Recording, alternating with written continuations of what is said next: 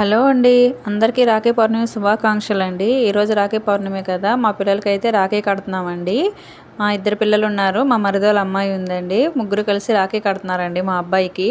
మా మరిదోళ్ళ అమ్మాయి అయితే చిన్నపిల్ల కదా, 1 ఇయర్ చిన్నపిల్ల కదా, తను కట్టలేదని చెప్పి వాళ్ళ మమ్మీ దగ్గర ఉండి బొట్టు పెట్టించి రాఖీ కడుతుంది వాళ్ళ మమ్మీ. ఎంతైనా చిన్నపిల్లలు రాఖీ కడుతుంటే ఎంత ముద్దుగా అనిపించిందో. ఇద్దరు పిల్లలు రాఖీ మమ్మీ తీసుకొని తర్వాత రాఖీ కట్టింది. రాఖీ కట్టేసి మంచిగా 2-3 ఫోటోలు దిగింది. ఫోటో దిగేసి స్వీట్స్ పెట్టింది.